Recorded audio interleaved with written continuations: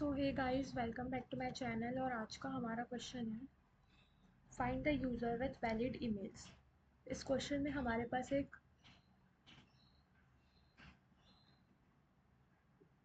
User table की one है जो कंटेन करती है 3 कॉलम, यूज़र आईडी, नेम और मेल।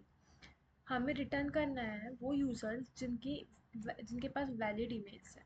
अब वैलिड ईमेल्स क्या होगी? A valid email has a prefix name with name and a domain where the prefix name is starting. Prefix name is a string that may contain letters, uppercase, lowercase, digits, underscore, period, dot, dash. The prefix name must start with the letter. The domain is @leetcode.com. Return the result table in it. Okay. सो यहाँ पे मुझे बोला गया है कि मेरे पास एक table given है जिसमें बहुत सारे नेम है, यूज़र आईडी और उसका मेल गिवन है। मुझे उसमें से वो मेल रिटर्न करना है जो कि मेल मेरी क्या है, वैलिड मेल। और मेल मेरी वैलिड कब होगी?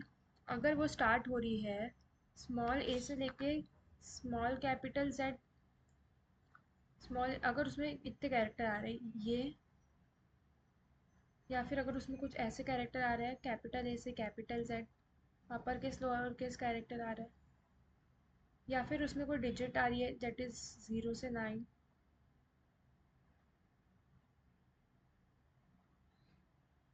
या फिर उसमें क्या आ रहा था यहाँ पे, अंडरस्कोर,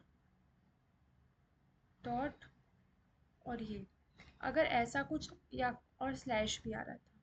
ठीक है, अगर ऐसा कुछ आ रहा है, अगर इनमें से कुछ आ रहा है, मतलब इनमें से कुछ जिनसे ही मेरी ईमेल बनी है, तो वो मेरी ईमेल वैलिड है। अगर उसमें से इनके अलावा कुछ और आ रहा है तो वो मेल मेरी वैलिड मेल नहीं कहलाएंगी। और क्या बोला है, उसकी डोमेन क्या होनी चाहिए? @leetcode.com, @leetcode.com उसकी वो होनी चाहिए डोमेन, कि वो एंड इससे ही हो, डॉट कॉम। ओके, तो ये है उसका बेसिकली। अगर इस यूज़र में देखो तो क्या मेरी वन वाली मेल वैलिड है? हाँ, और वो हमेशा स्टार्ट होनी चाहिए कोई लेटर से, स्टार्ट हो रही है लेटर से। ठीक है, ये तो मेरी वैलिड है। सेकंड वाली को देखें तो ये मेरी वैलिड नहीं है क्योंकि इसमें मेरी डोमेन ही प्रेजेंट नहीं है। थर्ड वाली वैलिड है क्या? हाँ, थर्ड वाली वैलिड है।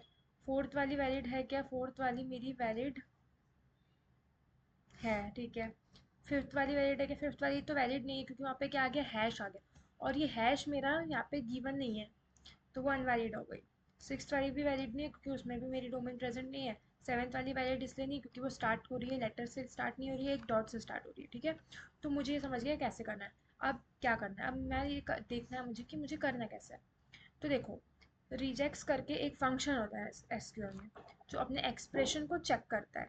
इसका उसको लिखने का तरीका ये होता है, ये ये मेरा जो है ना, ये शो करता है कि स्टार्टिंग उसकी क्या होनी चाहिए, या तो स्मॉल ए से कैप स्मॉल जेड तक होनी चाहिए, कैपिटल ए से कैपिटल जेड के बीच में कुछ आ जाए, स्मॉल ए से स्मॉल जेड, कैपिटल ए से कैपिटल जेड, या फिर 0 से 9 के बीच में कुछ आ जाए, या फिर ये अंडरस्कोर आ जाए, डॉट आ जाए और ये हाइफन आ जाए।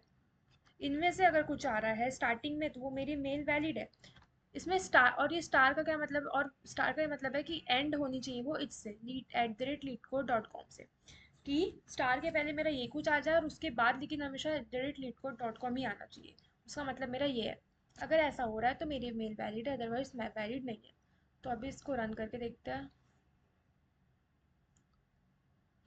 ओके, सो रन भी हो रहा है और देखो हमारे पास ये 3 वैलिड आ गई है जो अभी हमने चेक भी करा है। बाकी तो अनवैलिड है क्योंकि इसमें एक में हैश आ गया है, एक डॉट से स्टार्ट हो गई है, इसमें तो डोमेन ही प्रेजेंट नहीं है @leetcode.com। Okay, so this is very easy version.